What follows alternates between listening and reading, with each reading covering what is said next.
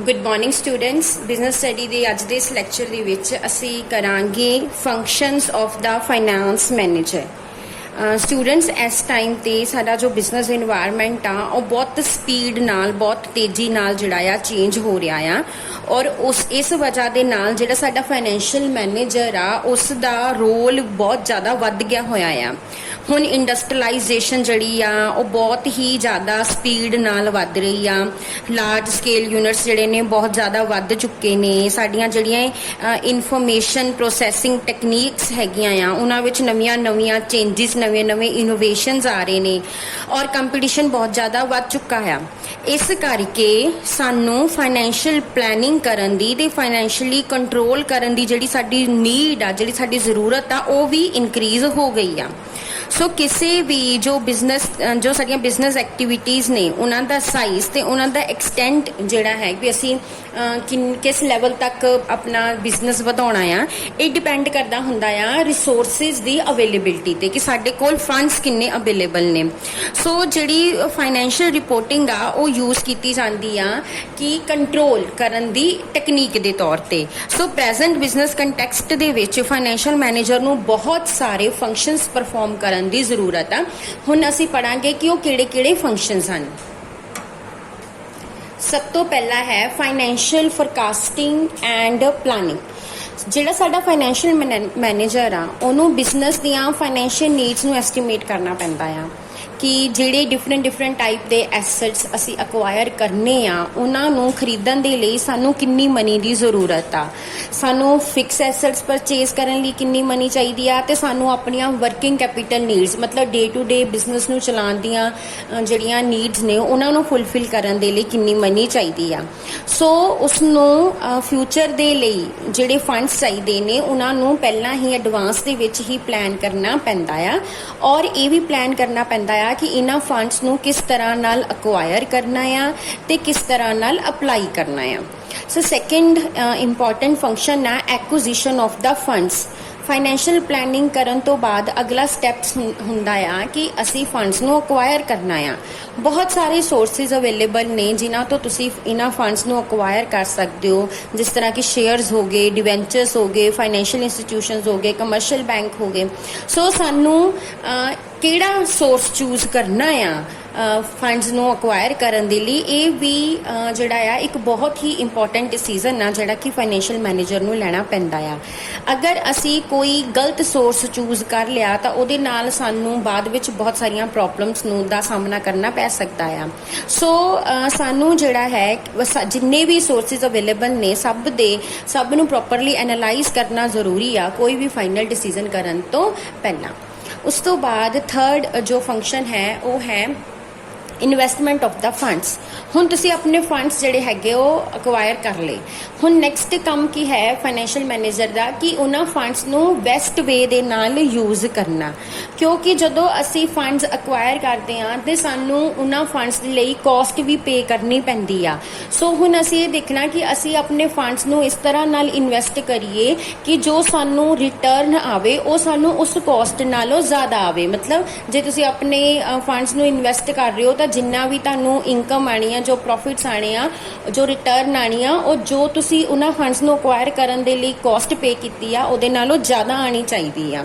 सो सानू की करना, सो फाइनैंशियल मैनेजर नूं की करना पैना आ, उहनूं उन्हां प्रोजैक्ट्स नूं जिहड़ा है चूज करना चाहिदा आ जिथे उन्होंने रिटर्न जिहड़ी आ ज़्यादा मिल रही आ। उहदे वास्ते कैपिटल बजटिंग टैक्नीक्स जिहड़ियां हैगियां वो यूज़ कीतियां जांदियां आ।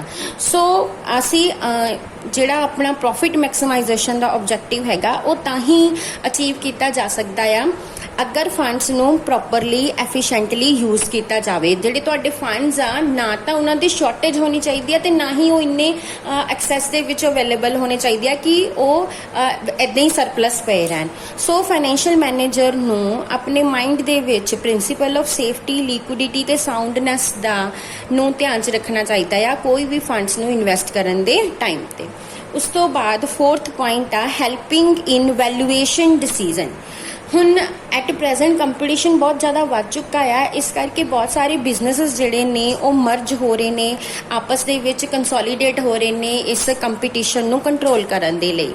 ਸੋ ਉਹਦੇ ਵਾਸਤੇ ਜਦੋਂ ਵੀ ਮਰਜਰ ਹੁੰਦਾ ਆ ਜਾਂ ਕੰਸੋਲੀਡੇਸ਼ਨਸ ਹੁੰਦੀਆਂ ਆ ਤਾਂ ਉਸ ਵੇਲੇ ਫਾਈਨੈਂਸ਼ੀਅਲ ਮੈਨੇਜਰ ਨੂੰ ਜਿਹੜਾ ਹੈ ਹੈਲਪ ਕਰਨਾ ਪੈਂਦਾ ਆ ਮੈਨੇਜਮੈਂਟ ਨੂੰ ਵੈਲੂਏਸ਼ਨ ਕਰਨ ਦੇ ਵਿੱਚ ਕਿ ਉਹਨਾਂ ਦੇ ਬਿਜ਼ਨਸ ਦੀ ਵੈਲਿਊ ਕੀ ਆ।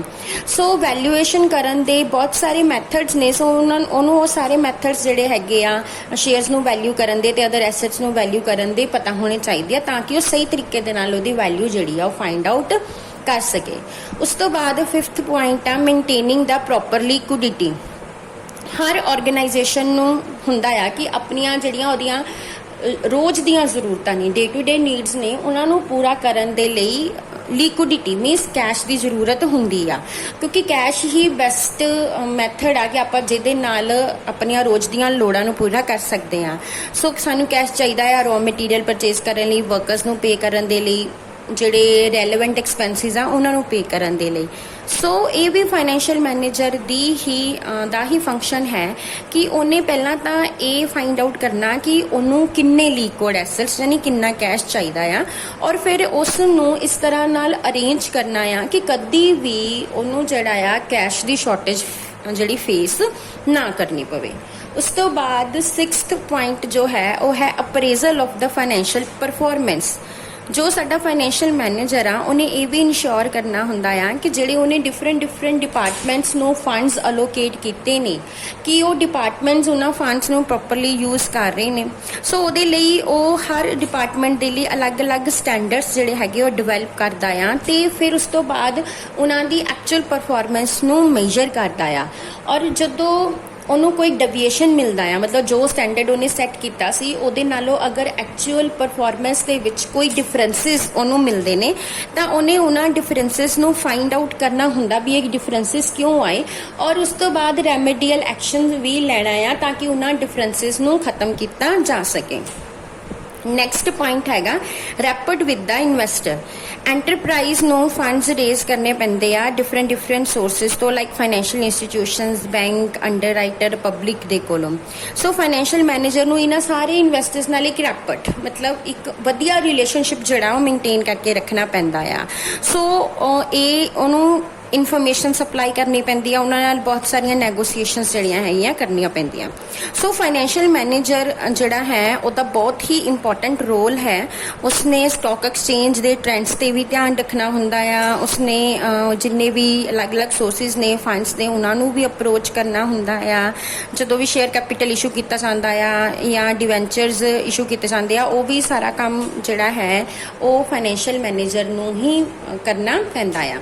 ਸੋ ਇਹ ਬਹੁਤ ਸਾਰੇ ਅਲੱਗ-ਅਲੱਗ ਫੰਕਸ਼ਨਸ ਨੇ ਜਿਹੜੇ ਕਿ ਫਾਈਨੈਂਸ਼ੀਅਲ ਮੈਨੇਜਰ ਪਰਫਾਰਮ ਕਰਦਾ ਆ। Thank you.